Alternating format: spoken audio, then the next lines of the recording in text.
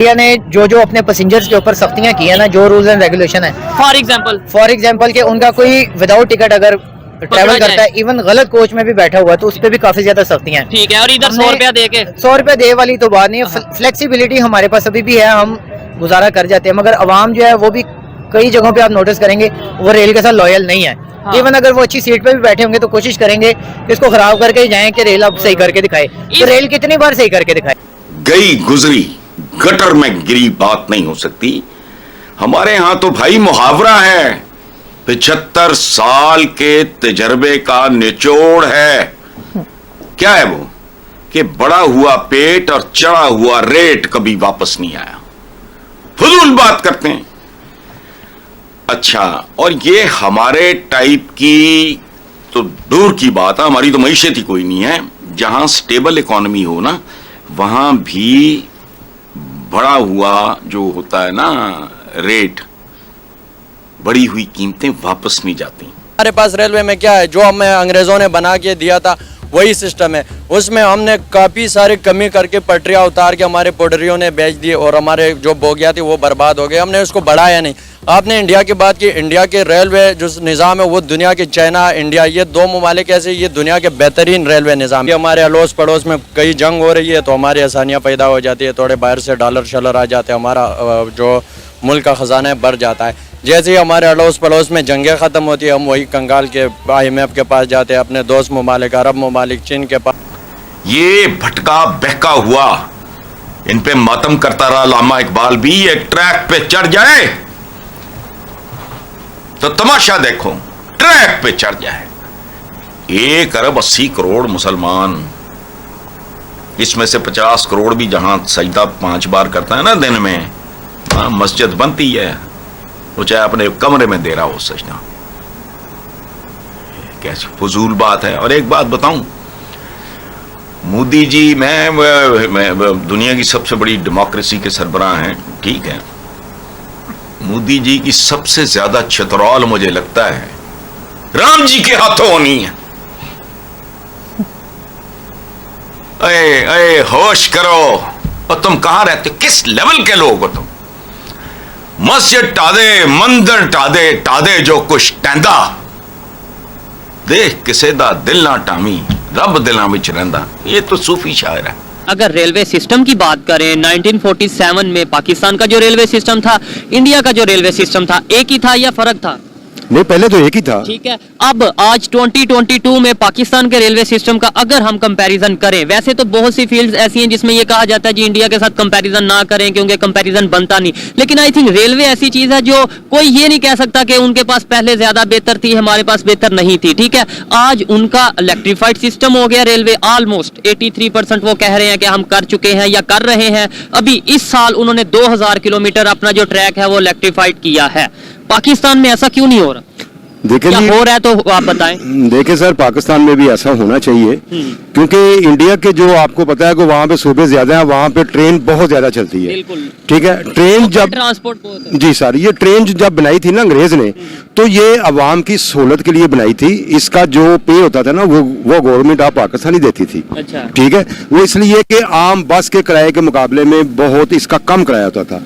लेकिन आज वो दौर आ गया है कि आज बस से ज्यादा किराया ट्रेन का है। मेरा नाम राजेश है, आप सभी देख रहे हैं पाक एंड इंडिया चैनल। हमारे चैनल में आप सभी का स्वागत है। हमें सब्सक्राइब करें, लाइक करें और शेयर भी करें। तो चलिए वीडियो शुरू करते हैं। धन्यवाद। वहाँ पे मैंने देखा है, मैं YouTube पे देखता हूँ, सोशल मीडिया पे देखता हूँ, वहाँ पे इलेक्ट्रिक ट्रेन्स आ चुकी हैं। मतलब मेरे लिए ये हैरत वाली बात है, यहाँ पे इलेक्ट्रिक ट्रेन्स का कोई कंसेप्ट अभी आ नहीं रहा। बिल्कुल नहीं आ सकता, हमारे पास इलेक्ट्रिसिटी पूरी नहीं है। हमारा एक डैम है, कई सालों से वो बनता है, क्योंकि हमारे पास फाइनेंस इतना नहीं है। तो होपफुली अगर पाकिस्तान फाइनेंशियली स्टेबल हो तो सारा कुछ हो सकता है। अगर आपको याद हो कि फैसलाबाद को पाकिस्तान का मैनचेस्टर कहा जाता था, बिकॉज उसमें सारी इंडस्ट्री थी, हर चीज, टेक्सटाइल थी, हर चीज वहाँ मैन्युफैक्चर हो रही थी। अब सारा कुछ ही वहाँ से जो है मूव करके बांग्लादेश में और दूसरे कंट्रीज में। ठीक है, हमारे पास मैन्युफैक्चरिंग के लिए वो फैसिलिटीज नहीं है कि कोई मैन्युफैक्चरर आए कुछ बनाए। अच्छा सर, एक सवाल ये है जो बेसिक सवाल है, और मैं ये समझता हूँ इन्हें जिस तरीके से रेलवे के बारे में नॉलेज है, मैं हैरान हूँ। शायद ये मतलब ये है कि या तो इंटरेस्ट रखते हैं, जो भी। मुझे बताइएगा, 1947 में इंडिया वालों के पास भी यही ट्रेन थी, ऐसा ही है, और हमारे पास भी यही थी। उन्होंने कैसे चेंज कर लिया, उन्होंने कैसे उसके ऊपर वर्क कर लिया, हमने क्यों नहीं किया? देखें सिंपली 1947 में हम मूव करके आए थे, ठीक वो है। वहीं के वहीं थे, उनका नहीं, यहाँ सिस्टम पे भी तो लोग मौजूद थे। लेकिन हम सारा कुछ लेके आए, हमने बनाया, हम तब से आज तक बनाने की कोशिश ही कर रहे हैं। कभी कोई हमारा दुश्मन आ जाता, कभी कोई, वो सिंस बिगनिंग स्टेबल है और गौरों के दौर से स्टेबल है। नहीं, उसकी एक रीजन शायद ये है वो किसी दूसरे अलायंस का हिस्सा नहीं बने, वो यूएस के पास नहीं गए, वो रशिया के पास नहीं, उन्होंने अपना एक मतलब रखा, हर एक के साथ रिलेशन बेहतर रखे, जहां से फायदा हुआ वहां से फायदा लिया। ऑब्वियसली कुछ हम लोगों पे और भी रिलीजियस अटैक्स भी हैं, बहुत सारी चीजें हैं, ये मैटर करती हैं।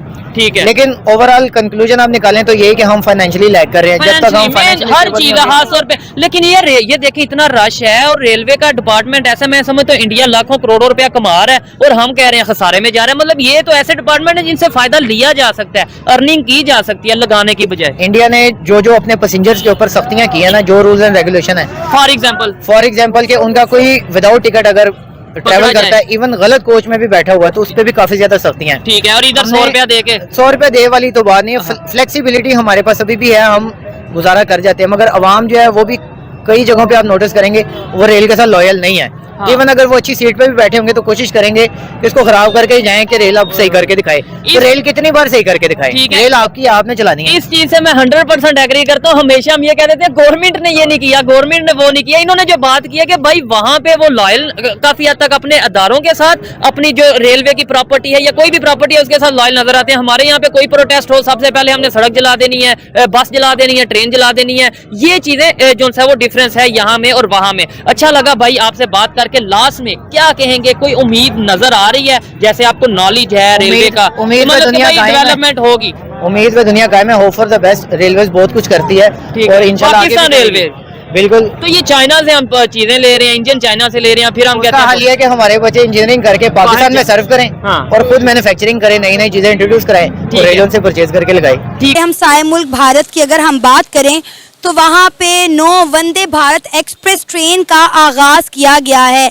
मतलब आप सोच सकते हैं कि वहाँ पर ऑलरेडी बड़ा उनके जो शहरों में बड़ी तरक्की हो चुकी है, वहाँ पे आईटी हब्स बन रहे हैं, एजुकेशन का निज़ाम देखें, साइंस का वहाँ पे निज़ाम देखें, ऑलरेडी वहाँ पे बुलेट ट्रेन चल रही है जो अच्छा रेवेन्यू जनरेट करती है। उनके अगर रेल का निज़ाम देखें तो हमारे रेल के निज़ाम से बहुत ज़्यादा बेहतर है। उसके बावजूद भी आज इंडिया के 9 बड़े शहरों में जो है वंदे भारत एक्सप्रेस ट्रेन का आगाज़ किया गया है। क्या कहेंगे सर आप? बिस्मिल्लाहिर्रहमानिर्रहीम। सबसे पहले पाकिस्तान, ये बात ये है ना कि जैसी आवाम होएगी वैसा हुक्मरान होएगा। बिल्कुल। हम अपने आप को ठीक करें, हमारा हुक्मरान आज खुद ब खुद ठीक हो जाएगा। जब मैं खुद चोर हूँ, मैं हुक्मरान को क्या कर सकता हूँ?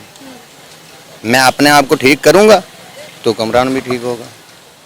आप क्या कहेंगे इंडिया ने आज जो अपनी आवाम के लिए किया उस पर? मैं इसके लिए ये कहूँगा कि ये देखो, मैं आपको इसकी आसान मिसाल देता हूँ। 2008 में हमारा पीपल पार्टी का गवर्नमेंट था पाकिस्तान में।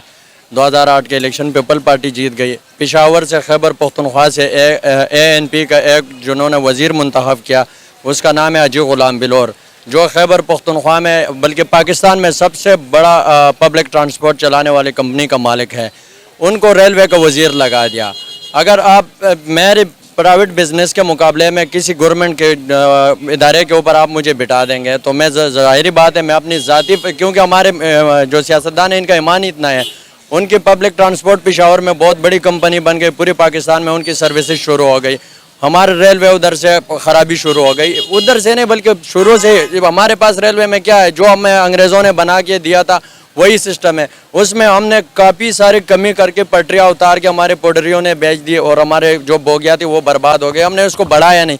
आपने इंडिया की बात की, इंडिया के रेलवे जो निज़ाम है वो दुनिया के, चाइना इंडिया ये 2 ममालिक ऐसे, ये दुनिया के बेहतरीन रेलवे निज़ाम है इनके पास।